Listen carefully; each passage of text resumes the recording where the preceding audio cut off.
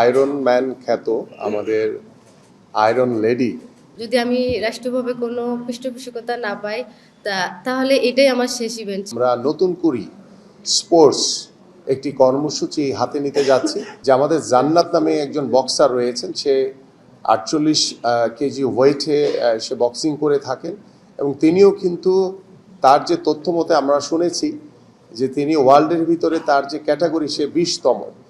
দেশকে নতুন একটা ইতিহাস গড়ার যেটা আমার ইচ্ছা সেটা আমি করব। আজকের পর থেকে মারিয়া ফেরদৌসী আক্তার মারিয়া একমি পরিবারের সদস্য হিসাবেই বিবেচিত হবে। তার সমস্ত খরচ সমস্ত কিছুই একমি অবশ্যই দেখাশোনা করবে। ফেরদৌসী আক্তার মারিয়া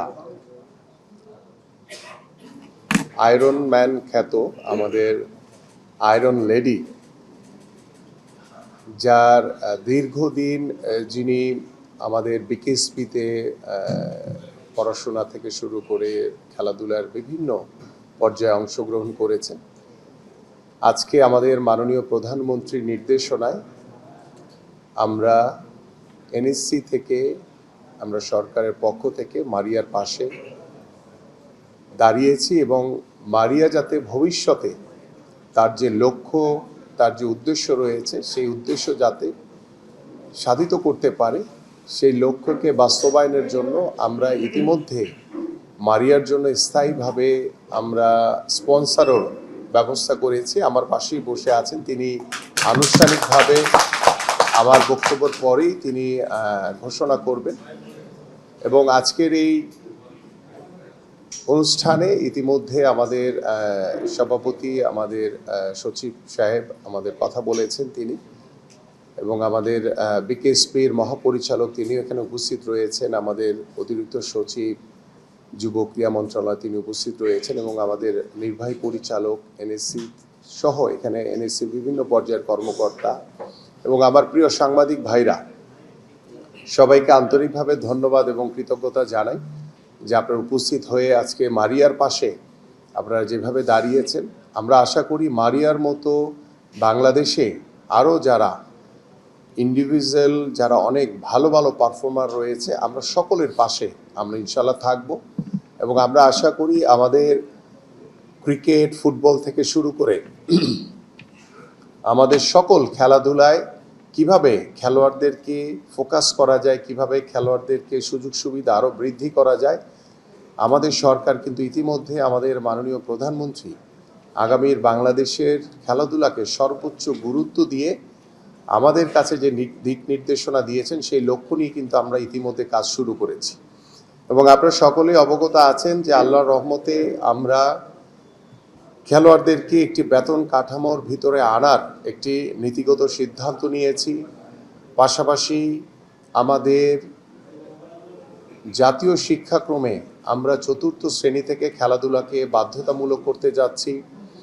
পাশাপাশি আমাদের ঈদের পরপরই আমরা হয়তোবা মিডল অফ এপ্রিল কিংবা এন্ড অফ এপ্রিলে গিয়ে আমরা সারা বাংলাদেশের উপজেলা পর্যায় থেকে শুরু করে জেলা, বিভাগীয় পর্যায় এবং জাতীয় পর্যায় পর্যন্ত আমরা নতুন করি স্পোর্টস একটি কর্মসূচি হাতে নিতে যাচ্ছি, যে স্পোর্টসের মাধ্যমে আমরা বিশ্বাস করি যে আমাদের তৃণমূলে ছড়িয়ে ছিটিয়ে থাকা সকল প্রতিভাবান খেলোয়াড়দেরকে আমরা অন্বেষণ করে তাদের মাধ্যমে আমরা ভবিষ্যতে বাংলাদেশের প্রতিনিধিত্ব করার মতো সেই সকল গুণী প্রতিভাবান খেলোয়াড়দেরকে বাছাইয়ের মাধ্যমে আমরা আগামীর বাংলাদেশে ক্রীড়াঙ্গনের একটি পরিবেশ এবং ক্রীড়াঙ্গনের একটি বাংলাদেশ গড়ে তোলার জন্য আমাদের বর্তমান সরকার আমরা বদ্ধপরিকর।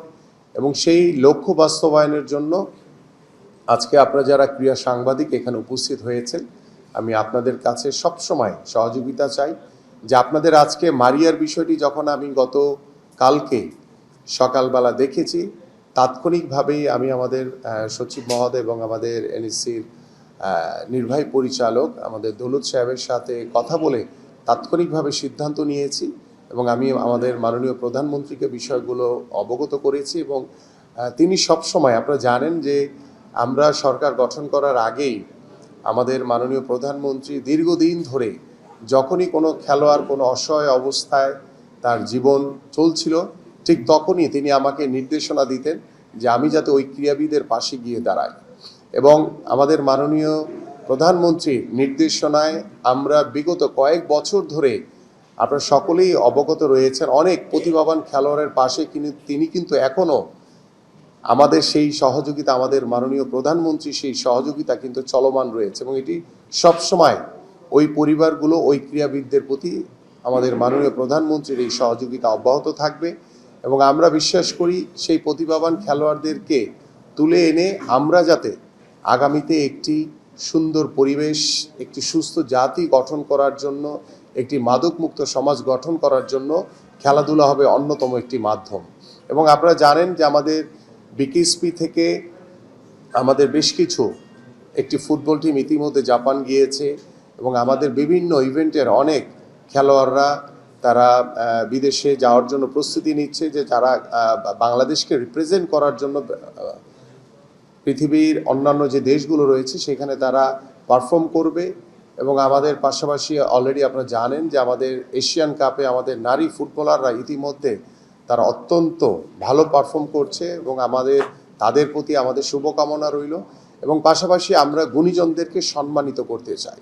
আমাদের মাননীয় প্রধানমন্ত্রীর যে লক্ষ্য, যে উদ্দেশ্য, আমরা সবসময় গুণীজনদের পাশে রয়েছি, গুণীজনদের পাশে থাকব এবং গুণীজনদের সম্মানের মাধ্যমে আমরা যাতে ভবিষ্যতে আরও গুণী ব্যক্তিবর্গ তৈরি করতে পারি সেই লক্ষ্য নিয়ে আমরা কাজ করে চলেছি। এবং আমি আশা করি আজকের ফেরদৌসী আক্তার মারিয়াকে দেখে বাংলাদেশের যারা পিছিয়ে পড়া একটি জনগোষ্ঠী, নারীদেরকে নিয়ে যারা এখনও বিভিন্নভাবে পিছিয়ে থাকার যারা চেষ্টায় রয়েছেন, আমি মনে করি সেই নারীরা তাদের যে স্বাধীনতা, তাদের যে উদ্যম, যে উৎসাহ, সেটা অনেক গুণ বেড়ে যাবে।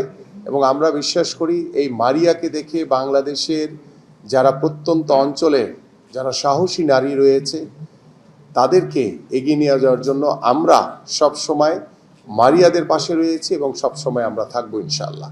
এবং আমরা আশা করি যে মারিয়া আজকে আমার কথা বলার পরে কিছুক্ষণ পরে মারিয়া তার অনুভূতি ইতিমধ্যে প্রকাশ করবে একটু পরেই। সো তার আগে আমরা গতকালকে একটি আপনারা জানেন যে আন্তর্জাতিক নারী দিবস উপলক্ষে একটি পত্রিকার আমরা একটি গোল টেবিলে বসেছিলাম এবং সেখানে আমি নারীদের অনেক ক্রীড়াবিদদের অনেক কথা শুনেছি। যেমন আমি একটি কথা উল্লেখ করতে চাই যে আমাদের জান্নাত নামে একজন বক্সার রয়েছেন, সে 48 কেজি ওয়েটে সে বক্সিং করে থাকেন এবং তিনিও কিন্তু তার যে তথ্য মতে আমরা শুনেছি যে তিনি ওয়ার্ল্ডের ভিতরে তার যে ক্যাটাগরি সে 20তম। সো এটি আমাদের জন্য অনেক বড় একটি চাওয়া এবং প্রত্যাশার একটি জায়গা রয়েছে এবং তিনিও তার পাশে থাকার জন্য আমাকে আহ্বান করেছেন এবং আমি আশা করি যে জান্নাতের সাথেও আমরা কথা বলে, তার যে বক্সিং ফেডারেশনের সাথে কথা বলে কিভাবে তাকে আরও অনেক দূর এগিয়ে নিয়ে যাওয়া যায় সেই চেষ্টাও ইনশাল্লাহ আমি আমার পক্ষ থেকে, আমাদের সরকারের পক্ষ থেকে এবং আমাদের মাননীয় প্রধানমন্ত্রীর পক্ষ থেকে ইনশাল্লাহ আমরা সেই জান্নাতের পাশেও আমরা দাঁড়াবো। এইভাবে আমরা ইতিমধ্যে জানেন যে আমরা যেহেতু বেতন কাঠামোর একটি আওতায় আমাদের ক্রীড়াবিদদেরকে নিয়ে আসার চেষ্টা করছি, সেখানে শুধু পুরুষ না, কিন্তু সেখানে আমাদের নারী ক্রীড়াবিদরাও কিন্তু সমান অধিকার পাবে। আমরা পুরুষ এবং নারী ক্রীড়াবিদদেরকে আমরা সমানভাবে এগিয়ে নিয়ে যেতে চাই এবং আমি আশা করি যে আমাদের নারী ক্রীড়াবিদদের সর্বোচ্চ যেটি প্রায়োরিটি রয়েছে সেটি হচ্ছে নিরাপত্তা। আমরা সেই নিরাপত্তাটুকু নিশ্চিত করার মাধ্যমে আমরা আমাদের পুরুষ এবং নারীদেরকে খেলাধুলার মাধ্যমে সমভাবে আমরা এগিয়ে নিয়ে যাওয়ার জন্য প্রত্যয় ব্যক্ত করছি এবং আমরা আশা করি যে আজকের এই মারিয়াকে দেখে সারা বাংলাদেশের যারা নারীরা রয়েছে, নারী ক্রীড়াবিদ রয়েছে, তারা অনেক বেশি উৎসাহিত হবে এবং তাদের এই উৎসাহের মাধ্যমে আমরা আমাদের ক্রীড়াঙ্গনকে আমরা অনেক দূর এগিয়ে নিয়ে যেতে পারবো বলে আমরা বিশ্বাস করি। তা আমি আর বিশেষ কিছু বলবো না।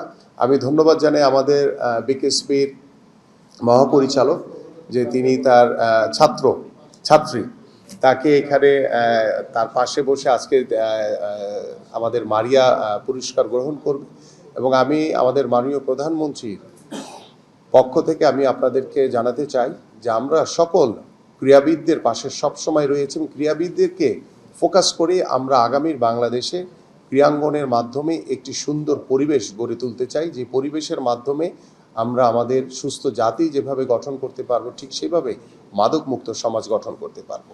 আপনাদের সবাইকে ধন্যবাদ। ভালো থাকবেন, সুস্থ থাকবেন। আসসালামু আলাইকুম।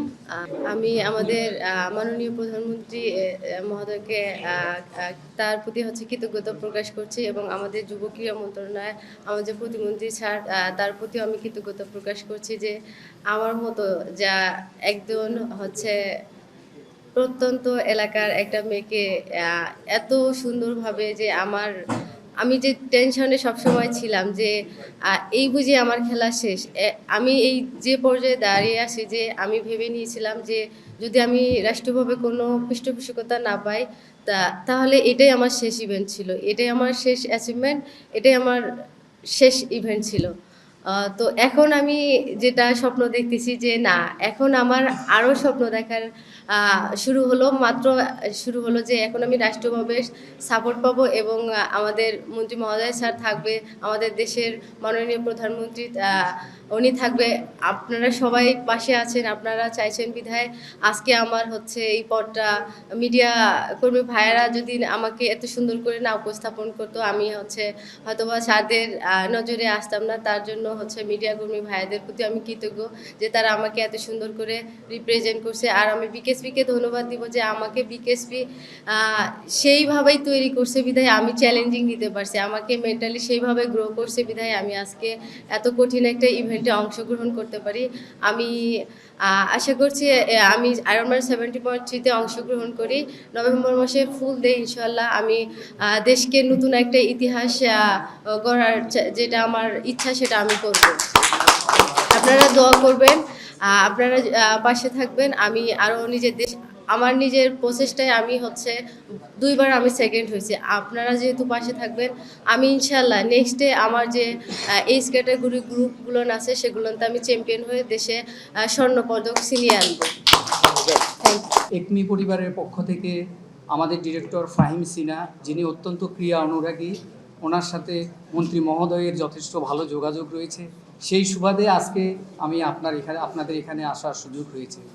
আমি এখানে এসে অতিশয় নিজেকে অনেক বেশি সম্মানিত বোধ করছি যে আপনারা আমাদেরকে এইভাবে সম্মানিত করেছেন যে এটা অবশ্যই মনে রাখার মতো। আর এই রকম একজন উদীয়মান নক্ষত্রকে স্পন্সর করার সুযোগ দেওয়ার জন্য আমি মন্ত্রী মহোদয়কে আমার আন্তরিক এবং কোম্পানির পক্ষ থেকে অনেক ধন্যবাদ জ্ঞাপন করছি। আমি এটুকু বলতে চাই, আজকের পর থেকে মারিয়া ফেরদৌসী আক্তার মারিয়া একমি পরিবারের সদস্য হিসাবেই বিবেচিত হবে। তার সমস্ত খরচ সমস্ত কিছুই একমি অবশ্যই দেখাশোনা করবে এবং আমরা সমস্ত কোম্পানিগুলোই কর্পোরেট সোশ্যাল রেসপন্সিবিলিটিস থাকে, আমরা সাধারণত স্বাস্থ্য খাতেই সেটা বেশিরভাগ করে থাকি। তবে এর বাইরেও এরকম একটা সুযোগের সাথে থাকার জন্য মন্ত্রী মহোদয় আমাদেরকে সুযোগ করে দিয়েছেন, আমি ওনাকে আবারও ধন্যবাদ জ্ঞাপন করছি। একই সাথে মারিয়ার উজ্জ্বল ভবিষ্যৎ কামনা করছি। একই সাথে আমার ফোন নাম্বার সহ সব কিছু আমি দিয়ে যাব ওনাকে, উনি আমাদের সাথে একটির সাথে সবসময় যোগাযোগ রাখবে। সব ধরনের সুবিধা বা সুযোগ সেইভাবে আমরা যেভাবে পেয়ে থাকি পরিবারের সদস্য হিসাবে সেইভাবে একটি কনসিডার করবে। আপনাদের সবাইকে অসংখ্য ধন্যবাদ।